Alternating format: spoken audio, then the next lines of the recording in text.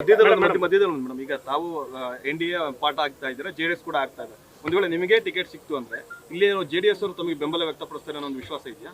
ಅಲ್ಲ, ಖಂಡಿತ ಇದೆ. ಯಾಕೆ ಅಂತಂದರೆ ಒಂದು ಮೈತ್ರಿ ಅಂತ ಬಂದ ಮೇಲೆ ಈಗ ನಾವು ಕೇಳೋದಂತೂ ಕೇಳ್ತೀವಿ.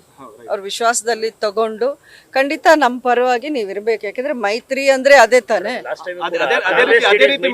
ಆದ್ರೆ ಮೈತ್ರಿ ಏನಾಯ್ತು ಅಂತ ನಿಮಗೂ ಚೆನ್ನಾಗಿ ಗೊತ್ತು. ಅದೇ ತರದ ಪರಿಸ್ಥಿತಿ ಮತ್ತೆ ರಿಪೀಟ್ ಆಗ್ಬಿಡುತ್ತಾ ಅಂತ? ಅಲ್ಲ ನೋಡಿ, ಈಗ ಏನೇನು ಆಗ್ಬೋದು ಏನೇನು ಆಗುತ್ತೆ ಅನ್ನೋದು ಹೇಳೋಕ್ಕೆ ನಾನೇನು ಫ್ಯೂಚರ್ ಪ್ರೆಡಿಕ್ಟರ್ ಅಲ್ಲ. ಅದು ಅಷ್ಟೆಲ್ಲ ದೂರಕ್ಕೆ ನಾನು ಯೋಚನೆನೇ ಮಾಡಲ್ಲ. ಯಾಕಂದರೆ ಐ ಆಮ್ 100% ನನ್ನದೇ ಆದ ಕಾನ್ಫಿಡೆನ್ಸ್ ನನಗಿದೆ.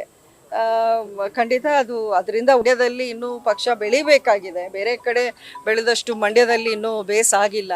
ಸೊ ನನಗೆ ಅವರು ಈ ಸೀಟು ಉಳಿಸ್ಕೊಟ್ಟು ಈ BJP ಪಕ್ಷವೇ ಈ ಸೀಟನ್ನು ಸ್ಪರ್ಧೆ ಮಾಡೋದಾದರೆ ಪಕ್ಷಕ್ಕೂ ಅದು ಒಂದು ಸಂಘಟನೆ ಆಗುವಂಥ ಒಂದು ವಿಷಯ ಆಗುತ್ತೆ. ಸೊ ಇವೆಲ್ಲವನ್ನೂ ನಾನು ಅವರಲ್ಲಿ ಹೇಳಿದ್ದೀನಿ. ಇಲ್ಲಿಯ ಸ್ಥಿತಿಗತಿಗಳು ಏನಿವೆ ಅನ್ನೋದನ್ನು ನಾನು ತುಂಬ ಸ್ಪಷ್ಟವಾಗಿ ಅಂತ ಹೇಳ್ತಿದ್ದೀರಿ.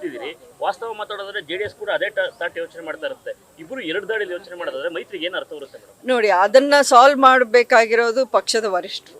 ಅದು ನನ್ನ ಕೈಲಾಗಲ್ಲ, ಇನ್ನೊಬ್ರ ಕೈಲಾಗಲ್ಲ. ಅದು ಲೀಡರ್ಸ್ ಮಾತಾಡಿ, ಅವರ ಅನುಭವ ಇದೆ. ಅವರು ಇಂಥಕ್ಕಿಂತ ದೊಡ್ಡ ವಿಚಾರಗಳನ್ನು ರಿಸಾಲ್ವ್ ಮಾಡಿಕೊಂಡೇ ಇಷ್ಟು ಮಟ್ಟಕ್ಕೆ ಅವ್ರು ಸಕ್ಸಸ್ ಆಗಿರೋದು.